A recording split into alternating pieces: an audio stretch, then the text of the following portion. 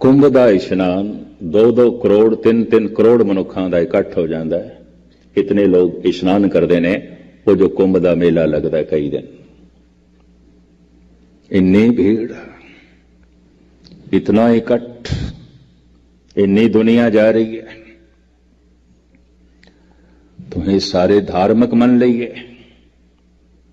नहीं, होर सगले व्यवहारी वपारी ने। ਵਪਾਰ ਦੇ ਵਿੱਚ ਕੀ ਹੁੰਦਾ ਹੈ? ਦੇਣਾ ਲੈਣਾ, ਲੈਣਾ ਦੇਣਾ। ਜਾ ਰਹੇ ਆ ਤੇ हे परमात्मा ਹੁਣ ਇਹ ਸਾਡੀ ਕਾਮਨਾ ਤੂੰ ਪੂਰੀ ਕਰੀ, ਇਸ ਵਾਸਤੇ ਆਇਆ।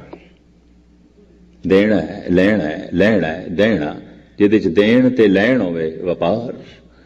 ਸ਼ਰਧਾ ਤੇ ਪ੍ਰੇਮ ਦੇ ਵਿੱਚ ਕੁਰਬਾਨੀ ਹੈ, ਅਰਪਣ ਕਰਨਾ ਹੈ, ਸਮਰਪਣ ਕਰਨਾ ਹੈ। ਕਾਹੂ ਫਲ ਕੀ ਇੱਛਾ ਨਹੀਂ ਬਾਛੇ, ਕੇਵਲ ਭਗਤ ਕੀਰਤਨ ਸੰਗ ਰਾਛੇ। ਕੀਰਤਨ ਨਾਲ ਜੁੜੇ, ਸ਼ਬਦ ਨਾਲ ਜੁੜੇ, ਮੰਤਰ ਨਾਲ ਜੁੜੇ।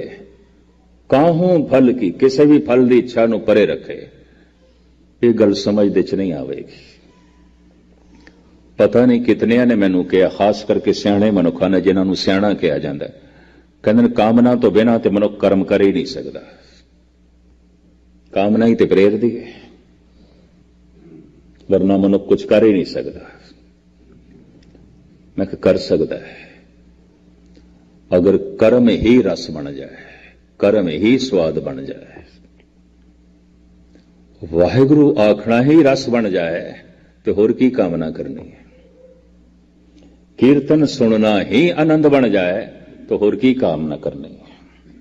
और ऐसा महा आनंद कि सारे रस फिके पै जान। एक ऐसी अवस्था है जिथे काहू फल की इच्छा नहीं बाछे, आसा विच अत दुख घना, मन मुख चित लाया, गुरमुख भय निराश, सुख फल पाया। दुखी कौन है? जो हर वक्त कामनावां दे च रहिंदा है। क्यों? कामनावां सारियां पूरियां ही नहीं आउंदियां। एक कामना दा नियम ही नहीं है कि पूरी होवे। तुसी आखोगे होंदियां ने कईयां दियां पूरियां। जद एक कामना पूरी आउंदी है ना, तो पूरी होंदे आउंदियां घट तो घट 10 नूं जन्म दे जांदी है। 10 कामनावां नूं। तो की खाक पूरी हुई है? ते ओ 10 कामनावां पूरियां होवन, पूरी होंदियां होंदियां 100 नूं जन्म दे जांदियां। ते ओ 100 पूरियां होवन, हजारां कामनावां नूं जन्म दे जांदियां ने। जिंदगी मुकण दे करीब आ जांदी है। मनुख मरदा है कामनावां दे बोझ तले। पता सियाणे की कहंदे ने? एक कबर, इहदे उत्ते पत्थर नहीं ने, मिट्टी नहीं ने। मेरे श्वासां चों मेरियां निकलियां सन इच्छावां, कामनावां, उन्हां ने दबा के रख दिता है। नहीं पूरियां होईयां, उन्हां च ही दब के रह गया वा। किस दियां पूरियां होईयां ने? किस दियां इच्छावां पूरियां होईयां ने? कतई नहीं। ये नियम ही नहीं है। इच्छा दे पूरी होण दा नियम ही नहीं है। पूरी होंदी है, 10 नूं जन्म दे जांदी है।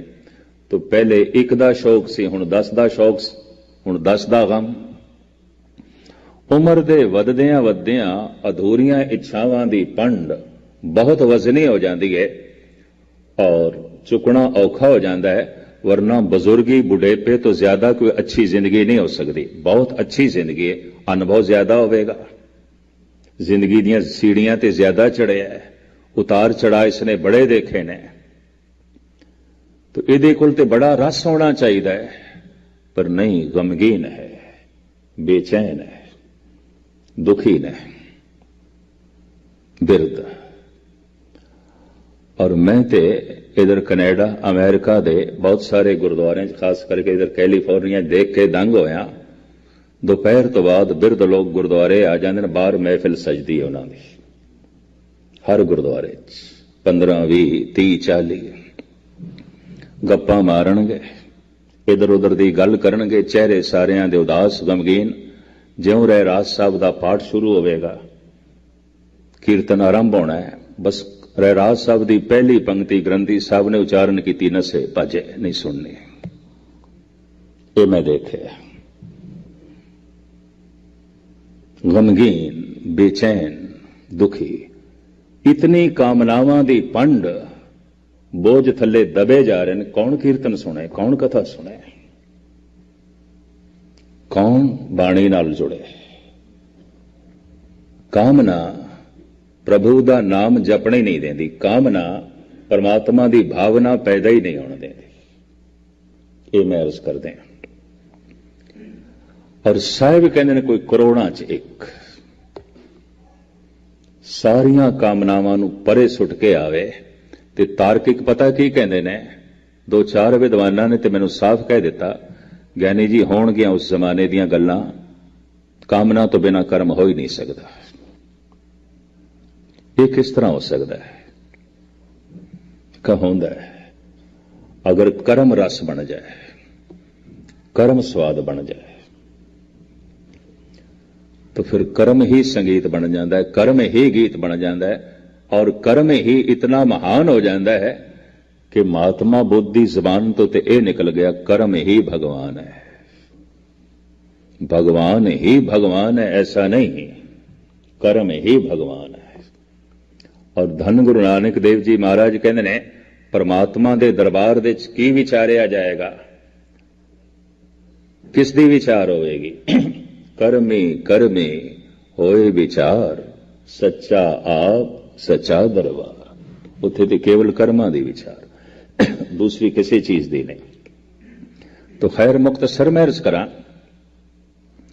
धन गुरु नानक देव जी महाराज दे कंठ तो जेड़ा पहला वाक निकलिया उसनूं कहंदे ने मूल मंत्र, मूल बीज, बुनियाद, बुनियादी मंत्र।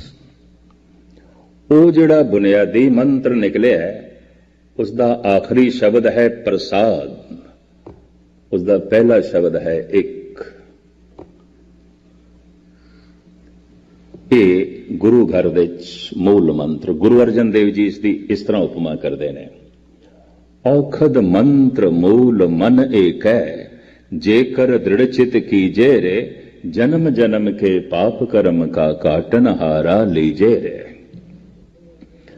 मूल मंत्र एक ऐसी औषधि है कि जन्मा जन्मांतरां दे जो पाप ने, गुनाह ने, धब्बे ने, दुख ने, संताप ने मिट जाते हैं। इस मंत्र दे इतनी शक्ति, इस मंत्र दे इतना बल, इस मंत्र दी इतनी महिमा। कहते हैं मंत्र जपदियां जद रस आन लग पे मंत्र सिद्ध हो गया। संकल्प कीता है और अपनी सारी इकट्ठी शक्ति नूं उस संकल्प दे राही बाहर मनुख पूर्ति कर सके, उन्होंने कहते हैं तंत्र सिद्धि। तंत्र सिद्ध हो गया। जिहड़े 84 सिद्ध होए ने वास्तविक ये तांत्रिक सन उस जमाने दे। बड़ियां करामातां दिखाते सन, बड़ियां गल्लां,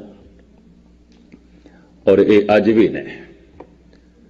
हिरदा शुद्ध होवे भावे ना होवे अक्सर नहीं आउंदा, लेकिन तांत्रिक सिद्धि की प्राप्ति हो जाती है। उस दे नाल हिरदे की शुद्धि की शर्त नहीं है,